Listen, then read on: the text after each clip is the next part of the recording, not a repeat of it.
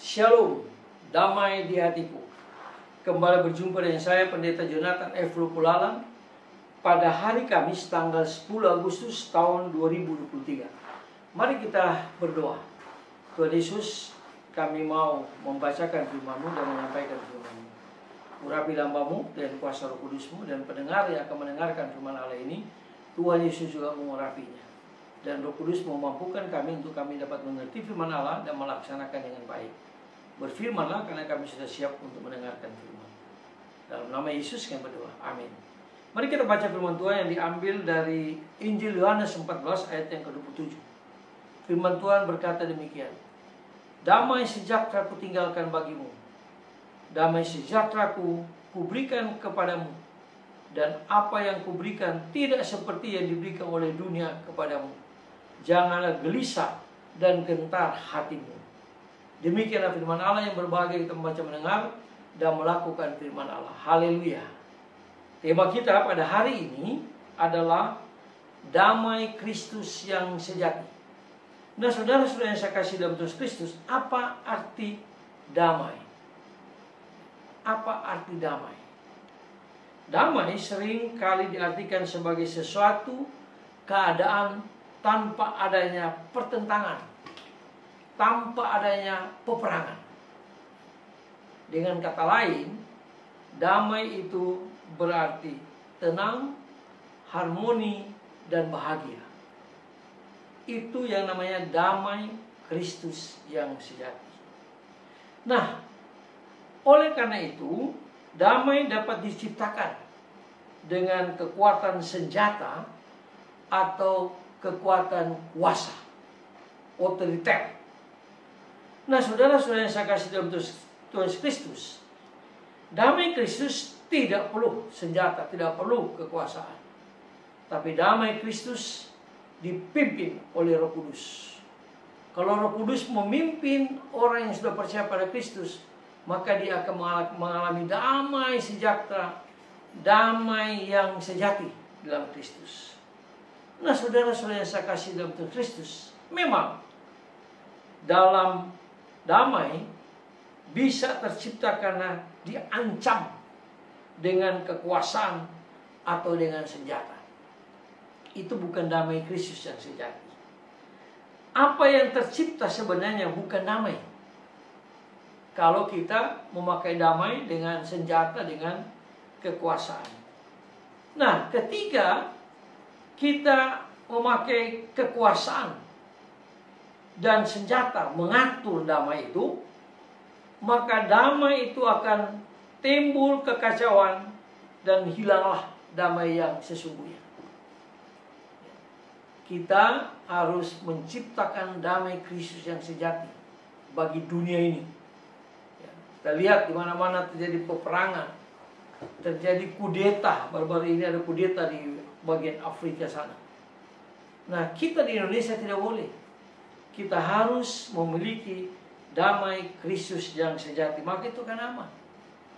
Saya berdoa supaya pada waktu kampanye-kampanye dan pemilihan presiden dan kepala-kepala daerah semua berjalan dengan damai sejati yang dipimpin oleh Tuhan Yesus, sehingga negara kita ini diberkati oleh Tuhan. Apalagi kita akan merayakan kemerdekaan Republik Indonesia pada tanggal 17 Agustus nanti.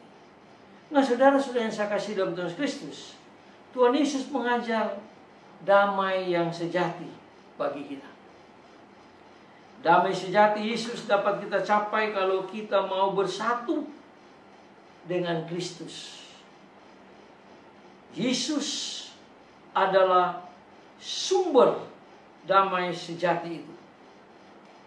Persatuan dengan Kristus menciptakan damai dalam hati, budi, dan hidup kita secara menyeluruh. Nah, itu sebabnya kita tidak lagi gelisah dengan berbagai-bagai persoalan. Mengapa? Karena hati kita tentram dan damai sejati itu kita rasakan dan kita jalankan dengan baik.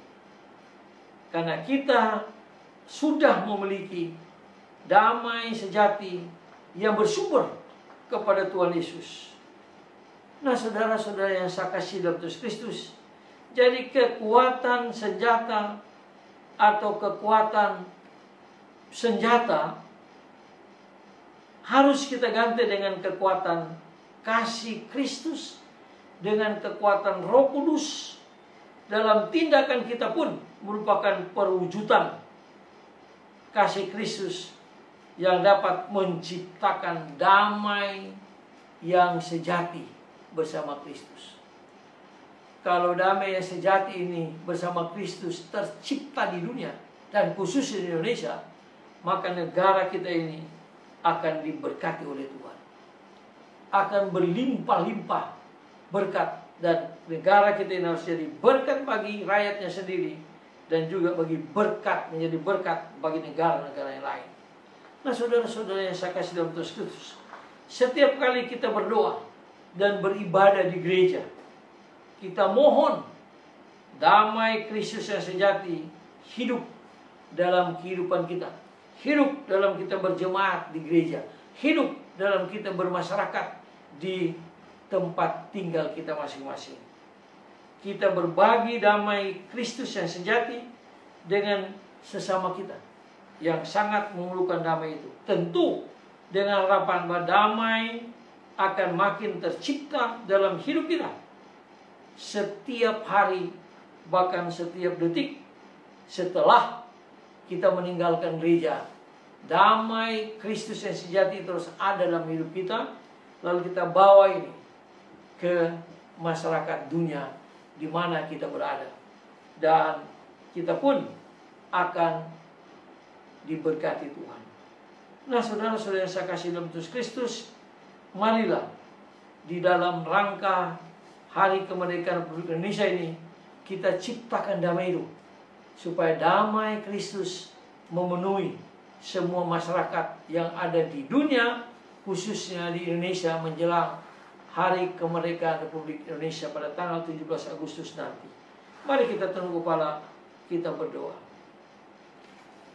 Tuhan Yesus, jadikanlah kami sebagai pengikut-pengikut Kristus mempraktekkan damai sejati Kristus. Karena banyak orang di dunia ini, dan khususnya di Indonesia, tidak memiliki damai. Di mana-mana terjadi persoalan, di mana-mana terjadi peperangan, tapi kami mau Tuhan, kami penuh dengan damai sejati dari Kristus. Ampuni dosa kami Tuhan, dan tolong kami, mampukan kami Roh Kudus untuk kami dapat mempraktekkan damai sejati Kristus ini. Dalam nama Kristus, pembawa damai, sumber damai sejati, kami berdoa. Amin.